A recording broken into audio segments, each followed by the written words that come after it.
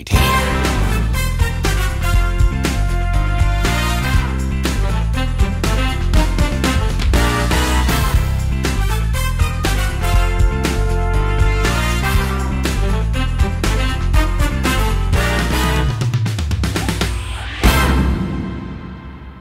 Tervetuloa iTeamin lähetykseen. Tänään puhumme siivouksen tuottavuudesta ja taloudellisuudesta. Täällä on mukana myös minun lisäkseni. Minä olen Petri Porkola, sitten täällä on Sirkku Murtamäki ja Juuso Saari. Mutta ennen kuin menemme tähän aiheeseen, niin katsotaan missä me olemme nyt. Me olemme iHomeissa, eli täällä meidän pääkonttorilla, ja nyt tästä pieni esittelyvideo.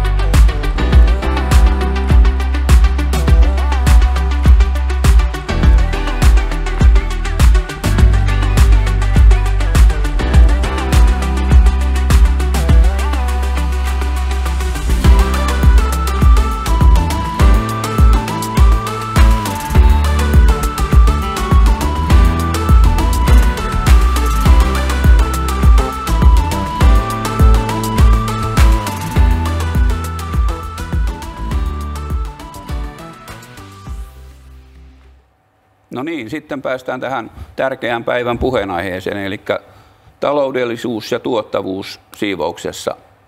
Mitäs Sirkku sanoo tästä aiheesta? Voi hyvänen aika, lempiaiheeni, kuten tiedätte, eikö vaan, että taloudellisuus ja tuottavuus siivouksessa 2023 ja ne haasteet, mitä se taloudellisuus ja tuottavuus meille tuo.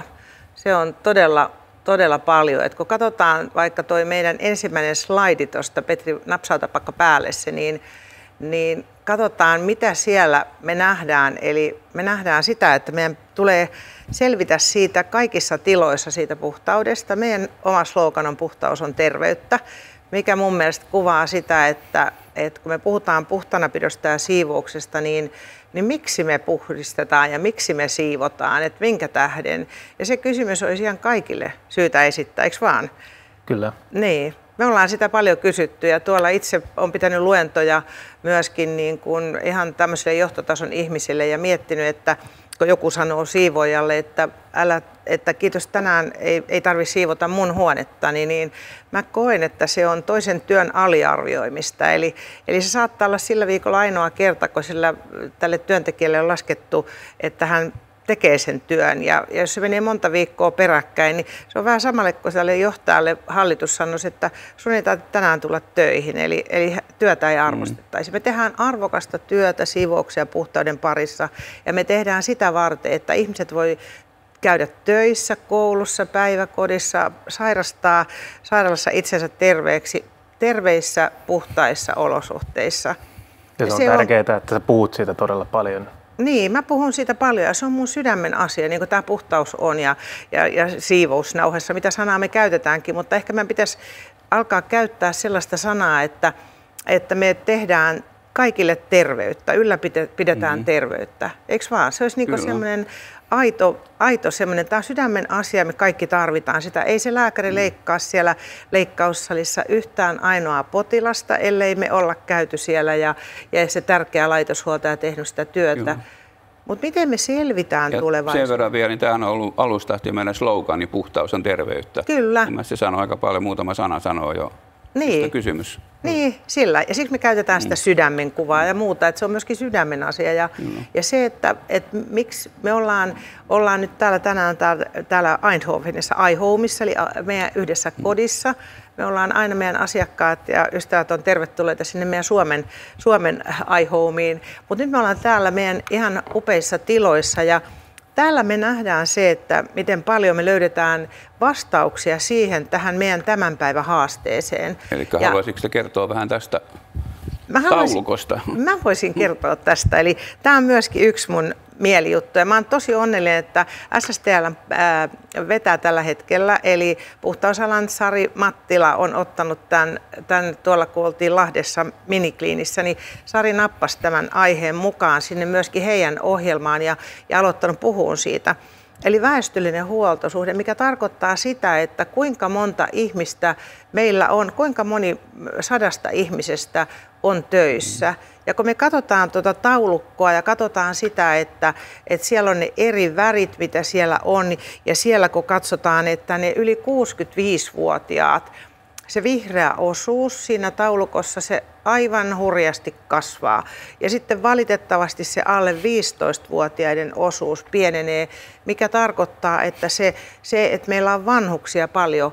Meidän pitää pitää huolta vanhuksista, meidän pitää pitää huolta lapsista, mutta se valkoinen osuus, mikä on se työtä tekevän kansan osuus, kun se on ollut meillä 80-luvulla yli 50%. Ja nyt se on ehkä 30%, niin miten se toimii, että 32 ihmisestä 100 pitää huolta 68 ihmisestä? Ja tämäkin on ollut jäänä. Täällä on tiedetty vaikka kuinka kauan, mutta tähän ei ole kukaan puuttunut. Niin, nyt on niin korkea aika reagoida. Reagoida, niin. Ja me puhutaan tällä hetkellä tosi paljon siitä, että miten paljon työvoimaa puuttuu sairaalasta, puuttuu lääkäreitä, hoitajia, puuttuu opettajia, lastenhoitajia, kaikkia. Mutta siinä ohessa kukaan muu ei voi tehdä työtään, ellei se laitoshuolto ja se siivous ole kunnossa siellä, että voidaan tehdä terveissä olosuhteissa. Mutta kuinka mediaseksikäs me sitten ollaan tällä alalla, että miten me saadaan ihmiset tänne alalle. Ja se, että me ollaan lähdetty hakemaan siitä, ja ajatuksesta, niin kuin ollaan moneen kertaan keskusteltu, että me halutaan, että ylläpitosiivous koneellistuu ja myöskin se, että me osataan käyttää sitä tulevaisuuden robotiikkaa. Ja ei nämä koneet ja robotit, niin ei ne ole viemässä meiltä ensimmäistäkään työpaikkaa, vaan päinvastoin ne meidän tukena. Ja se ajatus, että meillä on robotteja, niin että me voidaan, useasti kuulee meiltäkin kysyttävän, että no kun se robotti tulee, niin sehän sitten tyyli, että missä se vie mun työpaikan. Se vie mun työpaikan. Sitten se tankkaa itsensä ja tekee kaikki itsensä. Että ei robotti... Eli tavallaan odotetaan, että se itse se robotti itsekseen niin ratkaisee kaikki ongelmat. Niin, ja niinhän se ei ole, vaan se tarvii meidät, se robotti ja sen työntekijän siellä. Ja mun mielestä ihana semmoinen, kun Sari Mattilaan, haluan tuoda hänet uudelleen. Sari on valtavasti tehnyt siellä meidän yhteisen yhdistyksen puolella hyvää työtä. Eli haluan tuoda se, että Sari heitti sen, että hän palkitsee, kun ensimmäinen digisiivoja tulee markkinoille. Tuo termi on hieno, digisiivooja. Digisiivooja. Ja se on nykyaikaa. Ja mitä se tarkoittaa sun mielestä? No mun mielestä se tarkoittaa sitä, että jos me ajatellaan vaikka, että meillä on niitä robotteja, meillä on olemassa, me käydään niitä lähemmin vielä myöhemmin läpi, mutta että meillä on robottiperhe, niin meidän robottiperheestä vaikka 10 olisi vaikka yksi iso robotti 65, siksi pari tämmöistä 3, 4, 5, mitkä on yhdistelmäkonerobotteja molemmat, ja sitten meillä olisi vielä imurirobotteja. Ja ne tekisivät niitä tehtäviä, mitä me ollaan nyt tehty käsimopilla, tai me ollaan tehty istuen ohjattavalla yhdistelmäkoneella, tai me on tehty perässä käveltävällä yhdistelmäkoneella, tai muuta, niin me annettaisiin niiden koneiden tehdä ja sitten me otettaisiin se meidän näppärä aimoppi, mitä tänään myöskin vielä katsotaan, niin otettaisiin siihen mukaan. Eli se yksi ihminen pystyisi hoitamaan monta asiaa ja tekisi. Ja samalla mikä työnsäästö, ja nyt kun me kärsitään valtavasti työvoimapulasta, niin me saataisiin mielekkyyttä. Ja mikä mun mielestä olisi ihanaa, että me saataisiin nuoria kenties alalle. Ja nuoria miehiä, että se on niin sellainen, että ihan selkeästi innostuu ja me ajatellaan tosi paljon asioita negatiivisuuden kautta. Me kuullaan, että kouluun ei voi laittaa robotti-imuria pyöriin käytäville, koska lapset pahoinpitelee ja kaltoin tekee. No meillä on kokemus siitä, että me ollaan nimetty robotteja. Ollaan laitettu vaikka sillä nyt Ville ja sanoitte, että hei, olen Ville, että ole kiltti, että jos jään jumiin jonnekin, niin pelasta minut ja anna minun jatkaa työtäni. Eikö vaan? Kyllä. Tuosta tuli hyvin mun mielestä, sehän vaatii aika ison ajatusmuutoksen. Niin. Miten ajatellaan, suunnitellaan uudestaan näitä tehtäviä, ettei tehdä niin kuin ollaan tehty 10 tai 20 vuotta. Niin, ja se meidän suurin haaste on meillä kaikilla, ihan meilläkin omissa töissä, että ehkä me ollaan saatu niin kuin tässä ollaan saatu ilolla kasvaa tämän iTeamin myötä, niin kuin, että ja ollaan semmoisessa innovaatioisessa yrityksessä mukana, että koko ajan kehitetään uutta ja kehitetään vastauksia 2023 ja 2030 vuoteen, ja se on niin kuin upeata. Miten mä näen, että meidän alalla pitäisi, niin kuin esimerkiksi meidän Suomessa tällä hetkellä, meidän koulutus on ihan valtavan hieno. Me ollaan ihan huipulla siinä ja kouluttajat on hyviä ja siis ihan upeita. Meillä on paljon koulutettua työvoimaa, meillä on hyviä välineitä ja kaikkea. Mutta miten me voitaisiin tehdä sellaista nopeata koulutusta, että me voitaisiin hyödyntää sitä opiskelijatyövoimaa. Eikä päivittää sitäkin asiaa vähän niin kuin tähän päivään. Nimenomaan. 2020-luvulla. 2020-luvulla. Juuso on ihana, Juuso on nuori ja tuo meille nuorta verta. Eikö oikeasti? Se on niin sillä tavalla, että meidän on niin mentävä tähän ja mun mielestä nuoria pitää kuunnella nyt. Ja ehkä me saataisiin niitä nuoria miehiäkin, kun meille tulisi robotiikkaa, niin enemmän kiinnostuun tästä alasta. Houkuttelevammaksi tämä ala. Kyllä. Ettei se ole se moppia ja sitten meillä harmaaseen terrakottaan pukeutunut työntekijä, että voitaisiin ottaa vähän, että miettiä yli rajojen tätä. Ja sanotaan, niin kuin me käytetään semmoista out of the box, eli boksin ulkopuolelta miettiä asioita ja kehittää sitä kautta. Ja kyllä mä näen, että se koulutuksen kehittäminen, että koulutus me tarvitaan, tutkintoja pitää suorittaa. Olisi ihanaa, että jos me päästäisiin taas uudelleen niin kuin tutkimustasolle, että me saataisiin uusia väiteleitä, tohtoreita alalle ja vietäisiin sitä kautta asiaa aina silloin, kun se on yliopistotasolla, niin se myöskin menee eteenpäin. Mutta että me selvitään siitä arjesta, niin voisi olla, niin kuin nyt on kehitetty puhtauspassi, se on loistava. Ja sitten on kuullut aivan upeita tämmöisiä, että miten on palkattu kesätyöntekijöitä, että on kierretty Tampereella kaikki oppilaitokset ja saatu laitoshuoltajia ja sitä kautta. Pidetään lyhyt kurssi uusille työntekijöille, että se sijainen tai kesätyöntekijä ei rasita sitä jo olevaa omaa vakituista henkilöstöä, koska silloin se oppiminen tulisi kaikille samanlaisena, jos olisi lyhyt kurssi. Kyllä. Mä näen niin sen, mutta kaikista suurin, mikä mun mielestä on se, että se robotiikka ja koneet. Ja siitä mä annankin nyt Petrille, että meillä, tätä puhuisin vaikka koko ajan kauan, mutta mä tiedän, että meillä on rajallinen aika. Niin. Mutta sehän meidän on varmaan myönnettävä, että siivous on tämmöinen läpikulkuala. Joo, ainakin osittain. Se tulee osittain olemaan sitä. Mutta se, että sitten nämä, ketkä tulee tälle alalle, he huomaisivat, että hei, täällä on monta eri mahdollisuutta tehdä töitä, edetä, opiskella lisää. Et se ensimmäinen askel varmaan on se vaikea, että saadaan ne ihmiset. Niin. Ja siihen meillä on nämä vastaukset. Niin. Nämä koneet, robotiikka. Niin. Kyllä. Eli seuraavaksi me voitaisiin mennä just että näihin keinoihin, millä me helpotetaan tätä tämän päivän tilannetta. Ja voitaisiin katsoa tähän tämmöinen välivideo.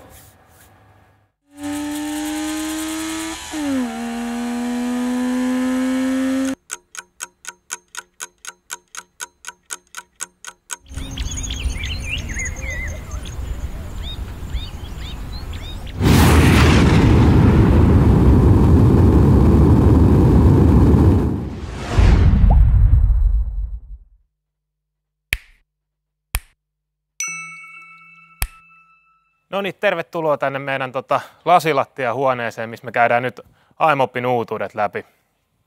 Eli ensimmäisenä meiltä löytyy täältä tämmöinen iLink-pilvipalvelu, ja siihen on laitettu vielä lisäksi esimerkiksi työntekijän työpuhelimelle paikka, mihin sen saa, ja myös, että sä pystyt ladata sitä, eli akku ei lopu kesken.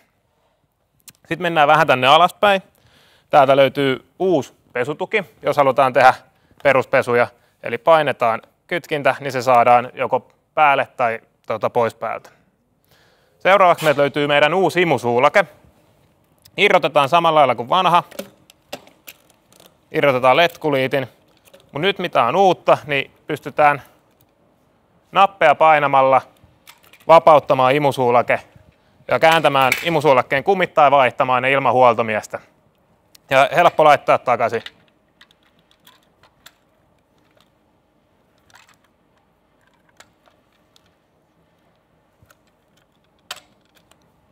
Painetaan vaan paikalleen. Toinen uutuus, mitä koko imusuulakkeessa on se, että se on muuttunut muovista metalliseksi, eli kestää paremmin. Ja viimeisenä niin on imusuulakkeen pyörät, mitkä on myös helppo vaihtaa itse ilman huoltomiehen käyntiä. Eli ne tulee tästä lähtien jatkossa saa tällaisia imusuolakkeen pyöriä. Ja tämän imusuolakkeen, tämä tulee tässä uudessa XL Pro-mallissa, mutta sen saa lisävarusteena ostettua myös vanhoihin aimoppeihin. Ja takaisinlaitto on samalla lailla kuin vanhassa imusuulakkeessa. Sen jälkeen tullaan aimopin viimeiseen uutuuteen, eli uuteen ajo- ja parkkitukeen, mitä kutsutaan nykyään iBalance. Eli käännetään täältä tämä siivinen vipu alas. Se osuu sinne automaattisesti, ei tarvitse tehdä mitään. Toimii kuin vanhanmallinen ajotuki, eli se pitää sen koko varren painon sun yläkropalta pois. Ja kun lähdetään ajaa, niin sun tarvitsee vaan ohjata konetta. Sen jälkeen, kun lopetetaan ajaminen, niin koneen pystyy jättämään suoraan tähän asentoon. Ei tarvitse enää erikseen nostaa parkkitukea. Ja se pysyy pystyssä missä asennossa tahansa. Eli sen voi jättää ihan vinoon tai pystyy jättämään suoraan, niin se pysyy siinä. Tällaiset oli nyt aimopin uutuudet tällä kertaa. Mennään takaisin studioon.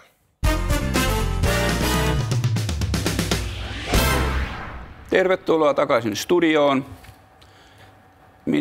Miltä tämä tuntui, tämä iMop? Muutokset.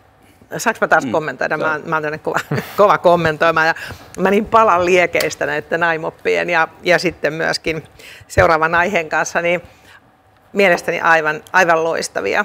iMop on sinänsä jo koneena ihan muuttanut ja mullistanut maailmaa. Ja joskus aina huvittaa, kun tuolla kentällä kysytään, että meillä on jo iMop ja sitten me mennään katsoa sitä konetta, niin se on aivan eri kone, mikä ei ole iMop.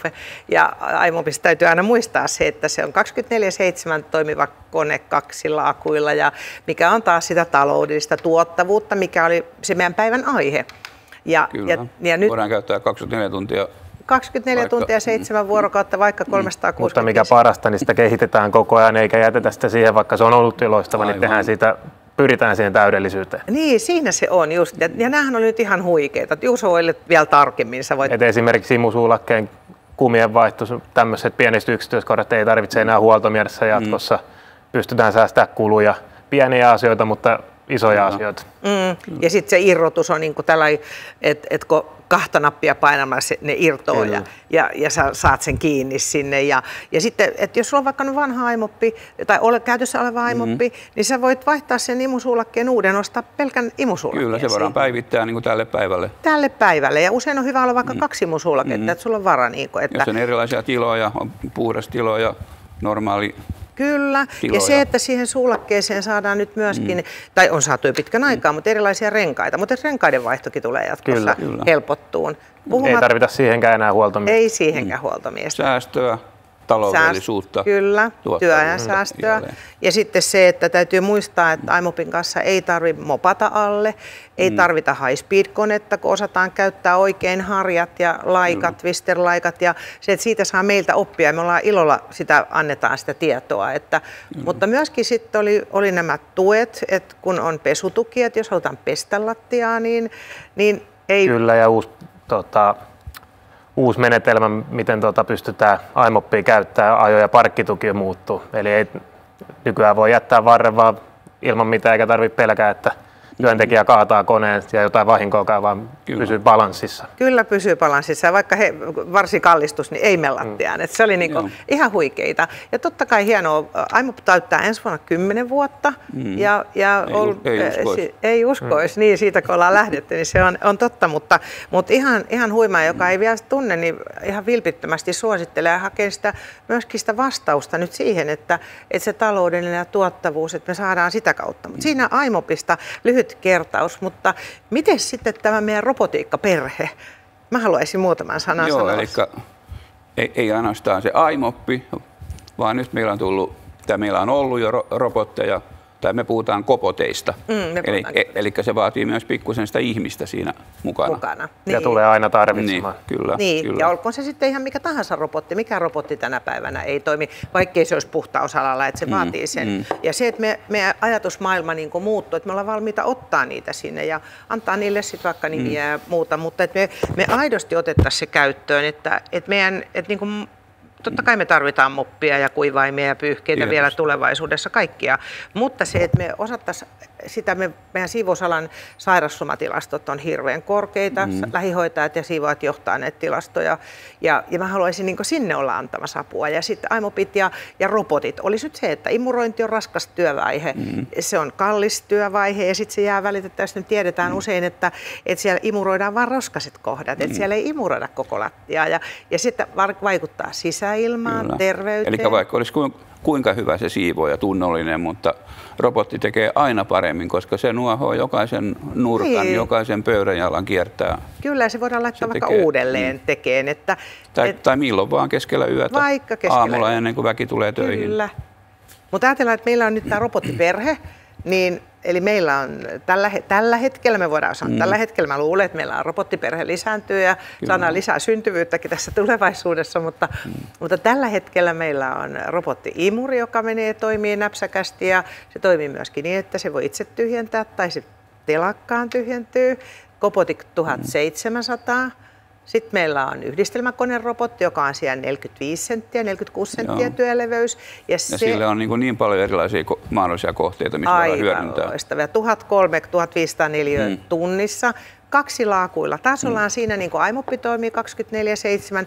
Nyt se on markkinoiden ainoa robotti, joka tällä hetkellä toimii 24/7. Eli suoraa säästöä taas sinne viivan alle. Taas se tuottavuus. Ja taloudellisesti tullaan siihen. Ja sitten meillä on vielä se robottiperheen suurin ja vahvin ja voimakkain on Copotic 65, joka on istuin ohjattava robotti, jonka perässä kulkee pikkunen lite IMOPpi, millä voidaan ottaa reunoja, vessoja ja muuta, kun se robotti toimii. Ja sitten kun on sellainen hetki, että me ei päästä, että täytyy tehdä siirtymiä, tämä on alue, missä ei voida laittaa robottia syystä tai toisesta toimii, niin me voidaan käyttää sitä istuin ohjattavana.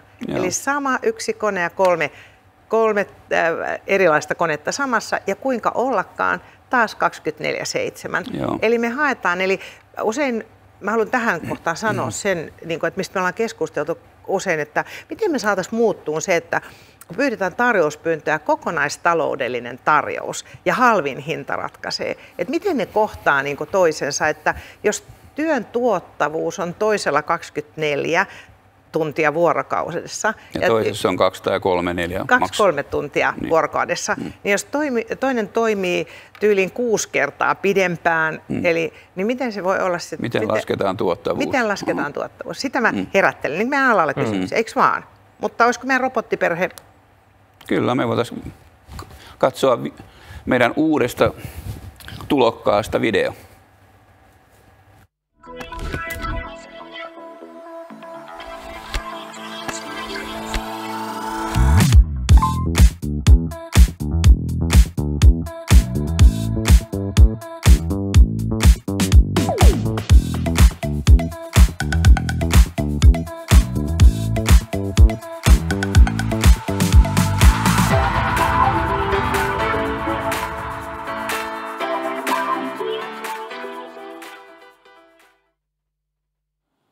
Tervetuloa tänne Spar-kauppaan katsomaan meidän robottiperhettä.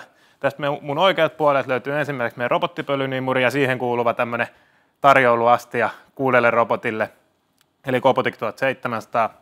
Ja täältä toiselta puolelta löytyy Copotic 65, meidän isompi robottiyhdistelmäkone, mitä pystyy myös ajaa perinteisesti, ja siihen kuuluva liite Aimop Lite, mikä sopii myös täydellisesti pariksi tälle Copotic 45.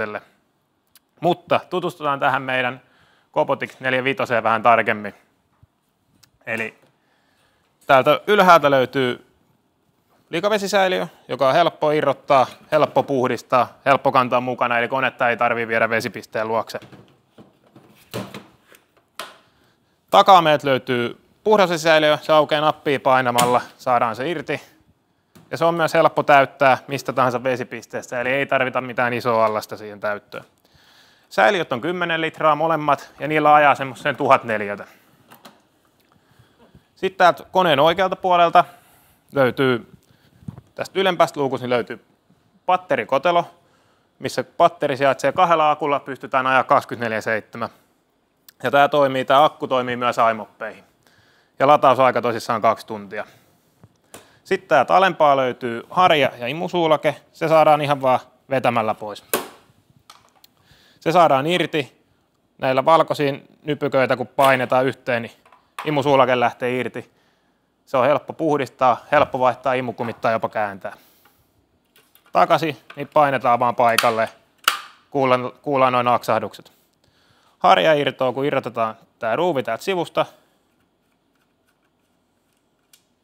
Ja avataan luukku ja nostetaan harja ylös. Se on helppoa. Eli ilman työkaluja pystytään vaihtamaan harja ja imusuulake, mutta myös puhdistamaan ne. Ja kun laitetaan takaisin, niin avataan luukku, kohdistetaan oikein tuonne uriin ja työnnetään vaan paikalle.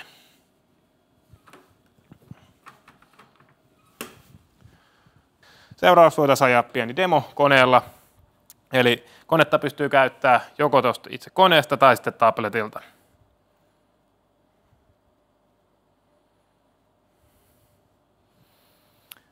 Eli koneen kartoitus tehdään siten, että semmoisella joystickillä kuljetaan pohjakartta tai alue, mikä halutaan kartoittaa, niin läpi. Kone piirtää tabletille karttaa, jonka jälkeen siihen luodaan siivousalueen ulkoreunat, jonka robotti itse täyttää. Ja kun se on kerran tehty, niin se on ikuisesti siellä muistissa, eli sitä ei tarvitse tehdä uudestaan. Samalla sä pystyt myös luomaan siivousjonoja, eli sä pystyt laittamaan monta eri siivousaluetta peräkkäin, ja robotti siirtyy sinne itsestään, jos sillä on esteetön kulku, eli ovet on auki. Ei ole kynnyksiä, pääsee kulkemaan, ei ole hissejä, mihin ei pääse, niin pystyy kulkemaan. Kone täyttää sen siivousalueen sisältä ulkoapäin, ja tehokkuus on tosissaan 1000 neliötä tunnissa. Kone on hyvin hiljainen, pystytään käyttämään vaikka toimistossa, vaikka olisi työpäivä kesken. Ja puhdistusjälki on hyvä, mutta myös imuteho on todella loistava.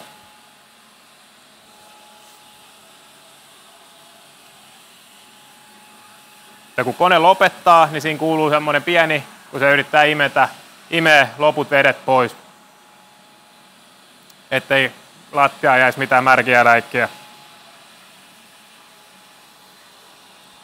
Ja sen jälkeen kone palautuu kotipisteeseen, joka on ennalta määritetty.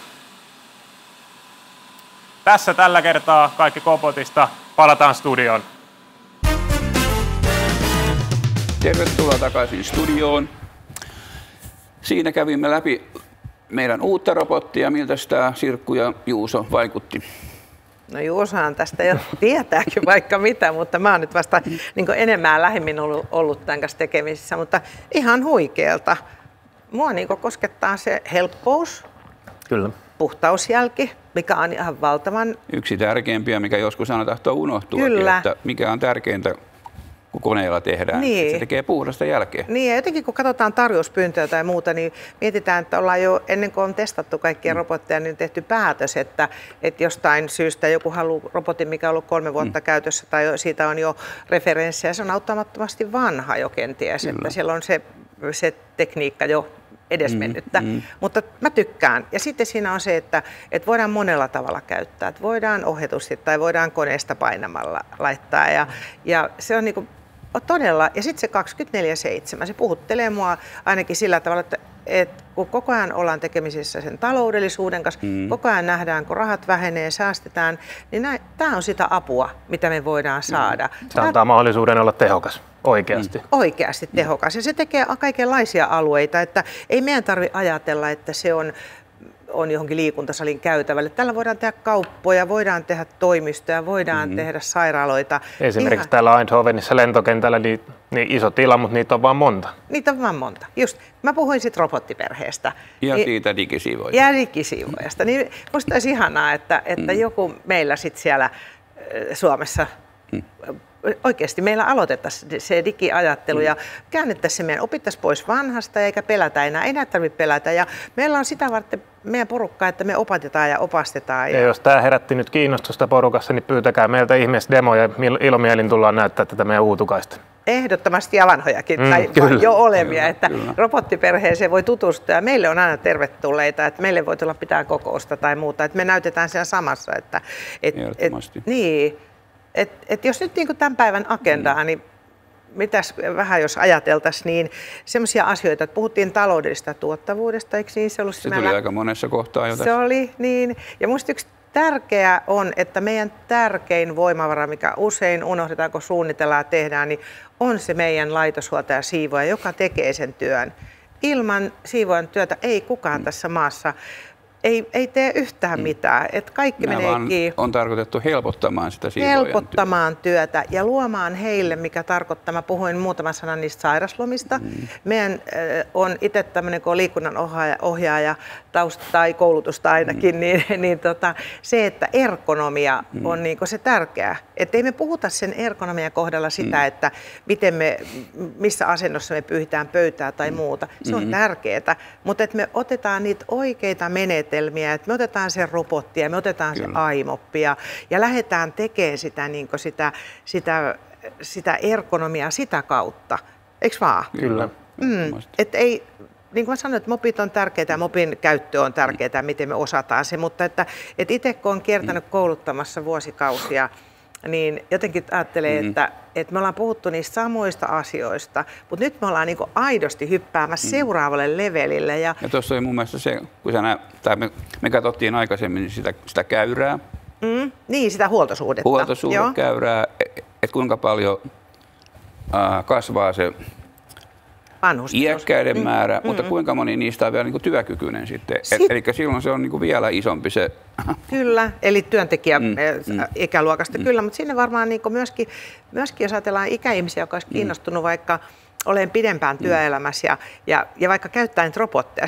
Kunnon työvälineet, mikä helpottaa. Niin, ergonomiset työvälineet. Ergonomiset, hyvät työvälineet. Ja meillä on paljon ikäihmisiä, jotka on kiinnostuneita robotiikasta, on kiinnostuneista äpeistä, kaikista tällaisista.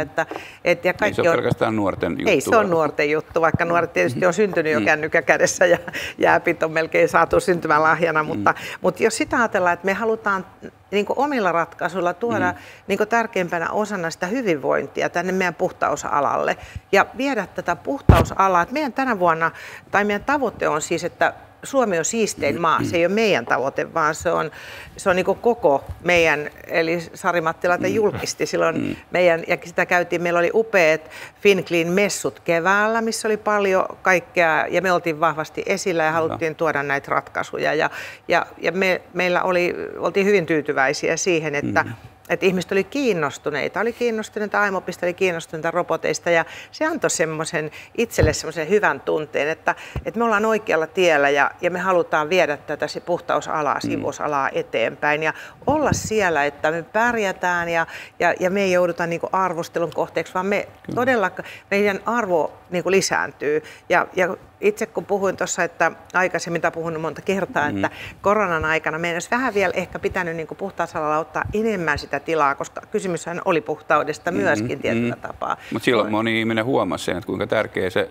siivous on. Niin, siihen lähdettiin ja todella siinä ollaan ja sitä tietä kun mennään eteenpäin, niin itse ainakin ajattelen sitä, että kun ergonomia on terveitä ihmisiä, pidempi työura ja niin kuin sanoit Petri, että siivouksesta tulee varmasti läpikulkuala jatkossa, että kaikki ei jää, mutta osa aina jää. Tämä on kauhean kiva ala, että itse jos ajattelee, mä olen parin kertaa yrittänyt täältä pois, että täällä mä vaan oon ja saatu houkuteltua nuorempia tänne joukkoon Ja tämä on todella niin kuin mielenkiintoinen ja mukava ala, puhtausala kaiken kaikkiaan, että katsotaan sitä mistä kulmasta tahansa, että olemme erittäin ylpeitä meidän siivoisista, kaikista suomalaisista, jokaista siivoajasta ja halutaan niin kuin pitää sitä yllä, että heidän työ kehittyisi ja heidän työvälineet kehittyisi ja voitaisiin olla myöskin siellä yhdessä kulkemassa ja tukemassa ja auttamassa, eikö vaan? Me yhdessä tykätään. Ja me mielellään kuunnellaan sitä väkeä, joka tekee sitä suorittavaa työtä, että mitä siellä tarvitaan apuna. Kyllä. Me voidaan tuoda se viesti tänne. Me halutaan palautetta. Niin. Me halutaan palautetta. Positiivista ja negatiivista, josta mikään ei kehity, jos ei anneta negatiivista palautetta myöskin. Kyllä. Ja se negatiivinen palaute, jos meidän tuotteista, niin me halutaan tosi nopeasti se, että me voidaan reagoida. Että katsoa, että onko tullut joku opastusvirhe tai joku, että ei olla osattu oikein tehdä, että se voi, mutta yhdessä tehdään sitä, yhdessä rakennetaan. Ja myöskin se, että on huolissani sitä, kun on paljon puhtausalan kilpailutuksia. Niin no tämä on hyvä ottaa tähän loppuun, koska se on niin tärkeä asia. Niin, että me oikeasti tiedetään, että kun me monta kertaa kun nähdään, että moititaan sitä siivousta, mutta meidän täytyisi myöskin miettiä siellä, että ennen kuin kukaan lähtee vaikka, siis ne tilojen käyttäjät, että minkä hintaista siivousta sinne tilaan on ostettu. Onko sinne ostettu 5 siivousta ja odotetaan 50 siivousta. Että se on vaan niin, että kun mä haluan juhlamekon, niin en mä saa sitä, jos mä haluan oikein semmoisen laadukkaan hyvän, niin en mä sitä 5 saa, että kyllä mun täytyy laittaa se 150 siihen tai muuta. Mutta se on ihan sama tässä puhtauden tuottamisessa ja arvostetaan sitä ja kannustan siihen, että kaikki tilojen käyttäjät yhdessä esimerkiksi, on se sitten oma siivous, on se palveluliikesiivous, mutta sitä tehtäisiin yhdessä. Eli ne tilojen käyttäjät yhdessä sen siivoushenkilöstön kanssa kehittäisi tätä alaa ja toisi ilmi, mitä halutaan ja näkisi, miten paljon ollaan valmiita sitten maksaa siitä. Et me maksetaan samalla, kun me maksetaan puhtaudesta, niin me maksetaan terveydestämme. Eli puhtaus pitää sitä yllä. Eli me varmaan tämä meidän robotiikka ja IMOP-asia tässä käyty läpi, että onko Juusolla vielä jotain tähän? Ei ole mitään enää lisättävää. Hyvä. Et varmaan me näitä katsotaan missä vaiheessa. Tämä oli meidän ensimmäinen broadcast täältä Eindhovenista ja halutaan, että toivottavasti saadaan tästäkin palautetta. Oltiinko me ihan yhtään jäljellä? Mielellään palautetta ja toivotaan, että nähdään pian uudestaan. Kyllä. Ja meillä voi aina ottaa yhteyttä, niin kuin tuossa aina, ja meille voi tulla kylään ja muuta, että oikein lämpimästi tervetuloa. Ja meitä saa pyytää kouluttaa ja esittelyä ja kaikkea. Mutta tällä kertaa me voidaan varmaan palauttaa tähän meidän sloganiin, meidän sanomaan, eli puhtaus on terveyttä.